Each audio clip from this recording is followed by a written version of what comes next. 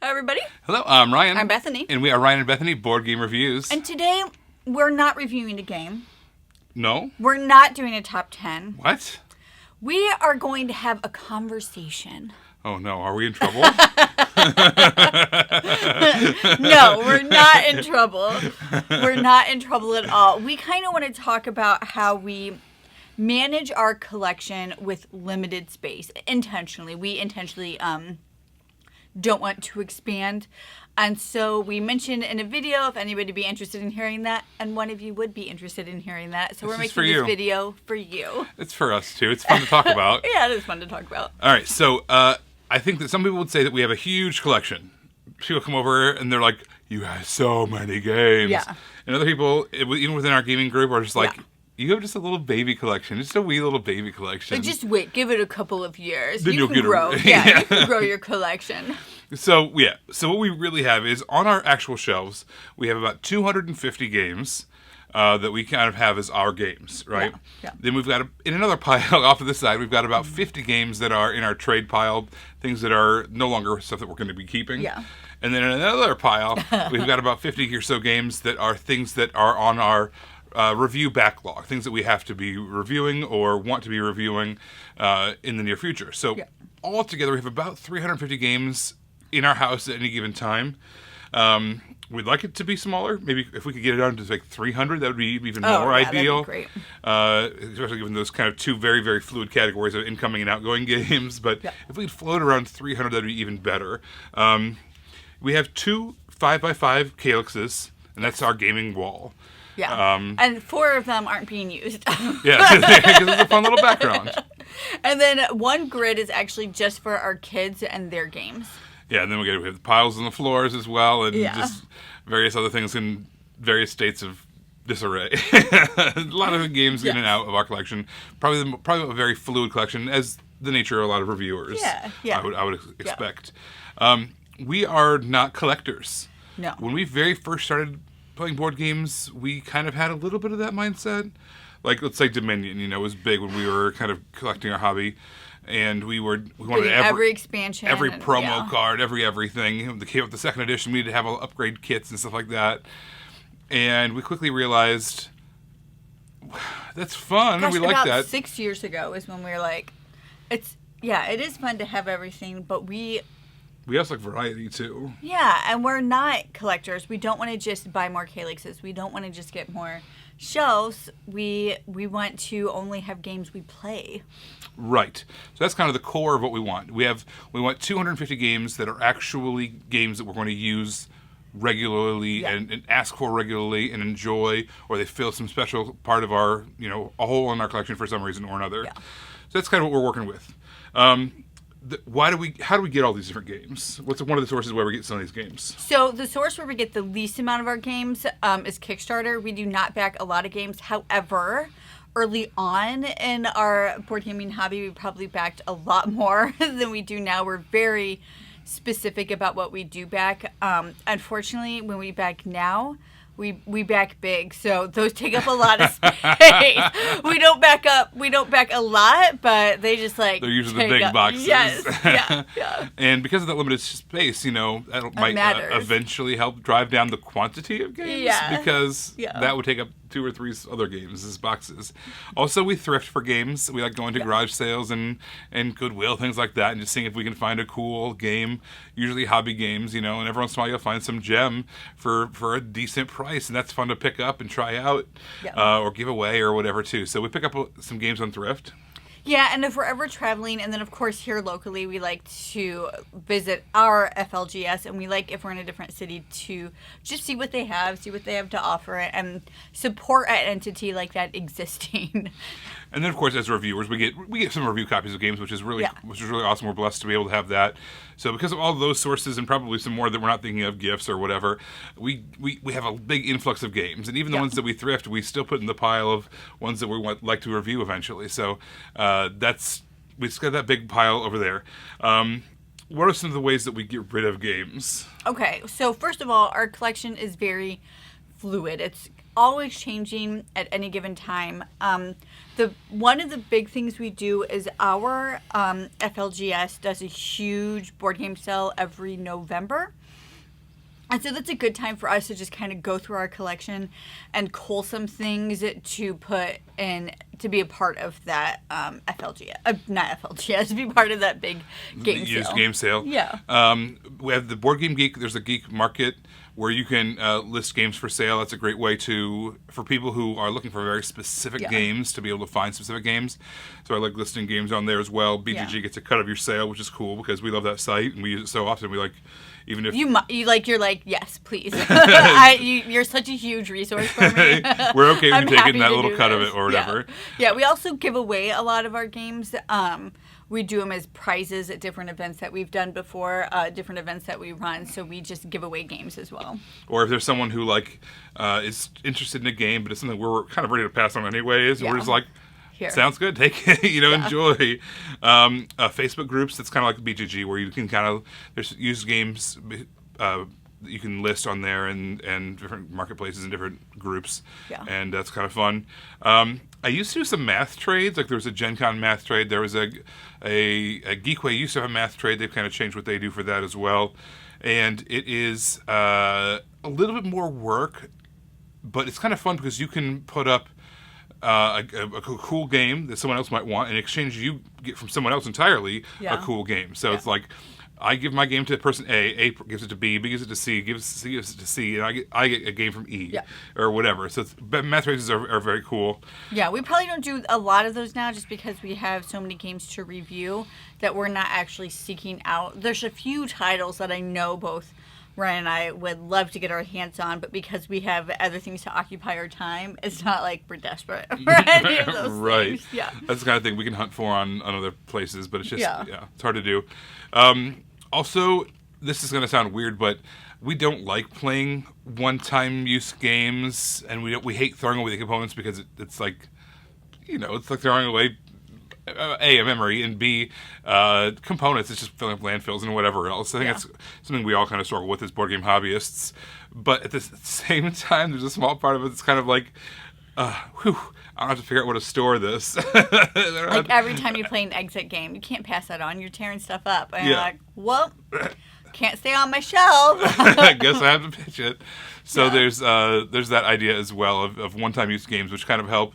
We get to have a game, have a great experience. It goes in through our process, and then doesn't have to ever go to the we have to deal with it process, which is kind of nice. Okay, so all that's great, but what you really want to know is how do we choose which games we're keeping and which games we're getting rid of. We got you all the background, all that information, and now is when we get into the nitty-gritty of what we do. A very simple one is it just replaces something. So like we backed Castles of Burgundy. So we're not going to have two copies of Castles of Burgundy. It like literally replaced our old copy. So it literally like takes the spot of something we already have. Another thing might be if there's a direct better version of something. Yeah. So for instance, Wingspan. We love Wingspan, and we've had some expansions for it, but those expansions take up space. And Finspan came out, and it scratches a whole lot of the same itch. It's 80% the same game or whatever, and takes up less space because there's no expansions for it yet. Yeah. We're okay with passing on Wingspan because we like Finspan that much more. Yeah, and they're similar. And there's lots of people in our game group that have Wingspan, so if we really needed to play it, we could find a way to make that happen. Yeah. So like another thing, sometimes games don't replace perfectly, like they don't replace the exact same game. Like those were really specific things, but let's just say for like a party game, we don't have a lot of party games. We're not huge party gamers, but my family loves party games. So I'm only going to keep a party game if it's going to replace something we already have and my family's going to get more enjoyment from it. So that's happened a few times. I think Landmarks might have been, and that's kind of party-ish. It's party light. We use like a party game, whether it is yeah, or we isn't. use it like a party game. So like if it has the same feeling type of thing. So with party games, we're looking for really fun interactions and games that are going to make us laugh. And so if there's a game that does that, has fun interactions, and it's going to make us laugh, even though it doesn't play like another party game, if we know, oh my gosh, my family is absolutely going to love this, we're definitely bringing this to every Thanksgiving and every Christmas, more so than this other game, we're going to cycle that out. Something that's very unique. It has nothing else like it in our collection. Yeah. We're gonna keep that just because it's like, oh, that's cool. Like we just played one recently, Balconia. It's like that's such a weird, unique, cool thing. I want to hang on to something like that, so I've got to find something else to get rid of, even though there's nothing else like it. So then, in that case, we'll just go to whatever is not being asked for, whatever is just taking up space, whatever that game might be, and then replace something like that so we can have a cool, unique game that fills that hole. And I think with a lot of people who are in any hobby, there's going to be a few of those items that are sentimental. And even if they don't get, like with board games, even if they don't get to the table a lot, you're going to keep them because of the sentimental value. We do, of course, have a few games like that.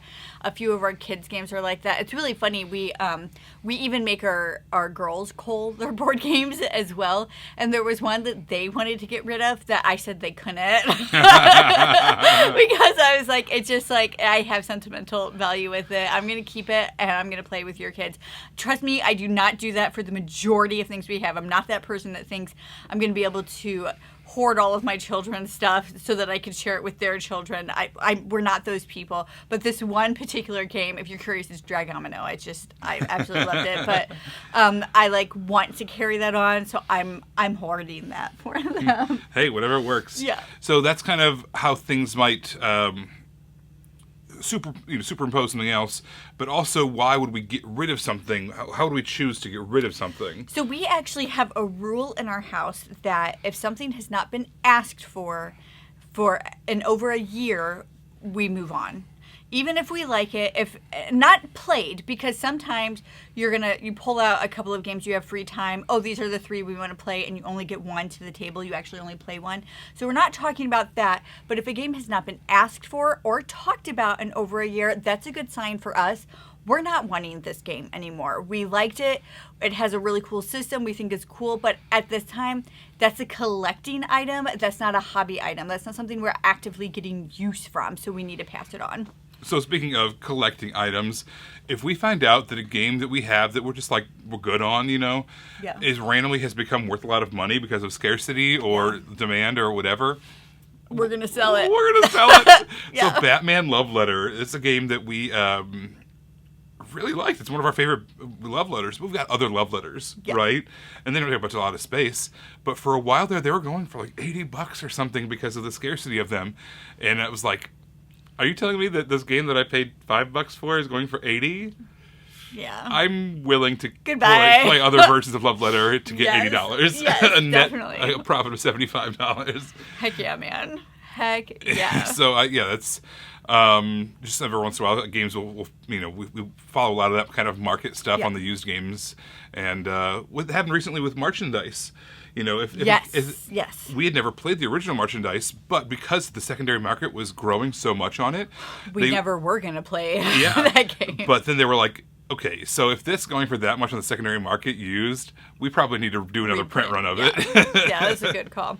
And it's fun because, like I said earlier, we have that our game store does that huge sale in November.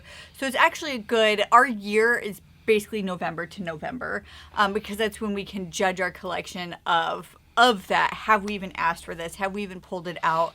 Would it be worth relearning the rule book to play this game again? So that's probably a good, that's probably where our year cycle goes from. And there's some games that immediately, as soon as we're done playing it and reviewing it, we're like, that wasn't a keeper. It was fun. It was cool. Yeah. But it's not a keeper. It doesn't replace anything. It didn't do a good enough job. So if you hear us saying in one of our videos, oh, this was a keeper, That means we're it actually means something to us. It means we booted out a game that we previously said was a keeper. Yeah. We only have a limited amount of space. So if we say this is a keeper, it must be pretty dang fun. For our taste. Right, for within our system. Yeah. It's a pretty cool thing. So does Do we have any regrets culling stuff? Okay, so this is like a great question, and I think this is an important question. So we've been intentional about our collection for about 6 years now. I'd say 18, 19 is when we decided we weren't going to buy more shelves. We were just going to work with what we have. And there have been, in that time, only 2 games we've regretted and only 1 game we've rebought. Yeah, I mean, that's a pretty decent, testimony, I guess. Yeah. It's a pretty decent case study on that. I don't think, a game has to be pretty spectacular for us to be like, oh, wow, like that did something that we've never, ever come across again. Well, similar. And it's funny because the game we rebought, I don't even know if we'll play it again. It was just so unique. It was such a unique game. And I thought about it. I mean, that's a big thing for board games is if you think about the game when you're done with the game. And I did. I did think about this game quite a lot. And it made it onto a lot of my top 10 lists. And I was like, maybe we should just have that game. I think it was one of those ones, too, that I was like, I think we can get a good price of this because the demand, structure of it is weird versus the supply. Yeah, so, I mean, it's hard managing a collection. Culling things is not fun. We don't like getting rid of games. It's a lot of work, actually, to sell and trade and give away and all those different stuff. It takes time to manage all that. Especially, I'd say we get between 75 and 100 games a year. Probably, and we get rid of 75 to 100 games a year because of how the nature of things work. So it's a lot of work, but it's worth it to not just have stuff. I mean, if we kept every game that we ever got, we would need rooms and rooms and rooms and rooms full of stuff, shelves everywhere. We'd never touch these games. We'd never think about them. And in fact, it would be a burden to get to the games that we liked. We'd have to sift through things. And then it's one of those things where, I mean, I know it's morbid, but eventually you're going to be dead. And then your family has to deal with all of that. Or if you need help and you have to be moved into a home or something, and they have to deal with all of your crap. I mean, as it is, dealing with 350 games is going to be a nightmare. Yeah. Imagine if it was 5,000 games or, whatever. Yeah. So, and I think as we get older, as we maybe get into our 60s or 70s or whatever, I imagine we're going to be down to 100 games. Oh, yeah. I think that that's easily going to happen because a lot of them will be rare and we'll sell them. Well, I think that, and just, time will be more valuable to us. Yeah. And time is valuable no matter what age you are, but we think about it a little bit more, I suppose. Yeah, and we probably, there might be games we can't, physically play, or the text is too tiny, now we can't read it. Or, memory games are I don't remember it. That'll be really interesting to see what our collection looks like when we're in our 50s. We find dexterity games, and I'm just like, Yeah, they'll be, oh gosh, that would be so interesting. We'll do another video about that, when it's time to cull games based off of our age. Yeah, oh gosh. Man, that would be so awesome. So subscribe and stay tuned for that video. That would be so awesome if we're still, doing stuff and people still care about what we're doing and that long. But we're just curious, do any of you guys, how do you manage your collection? Are you collectors? You just like owning a lot of games? Totally fine, because people like us borrow games from you, so we do not mind the collectors out there whatsoever. Or do you have limited space so you actually can't have a great collection? How do you handle that? Do you find anything that we said helpful, or do you actually follow the same rules that we follow without even meaning to? Let us know in the comments below. Yeah, I agree. I think I've heard some really cool anecdotal stories. People who are like, I've got to find, just 20 games. What 20 games would cover the biggest, amount of mechanisms and situations, and that's the 20 games I want, and that's something replacing something, that's what I'm going to keep. And I love that idea. I know people who are just, I want 10,000 games. I want a library, a legitimate library. Yeah. And that's cool too, as long as you have a plan for it. So we love hearing all those stories. Be sure to keep us posted in the comments below. We want to hear about them all. Well, everybody, don't forget to subscribe so you can see our videos as they come out. Until then, you can find us in all of these places. Thanks for watching, and we will see you next time. Bye everybody. You guys, thanks for watching our shenanigans. As always, we appreciate it. Over here, if you follow this link, you're going to find a playlist we've handcrafted just for you because you watched this video. And if you check over here, this is a video that YouTube thinks you might like. So you can check that out if you want as well. All right, we appreciate it, guys. Thanks so much for watching, and we will see you next time. Bye.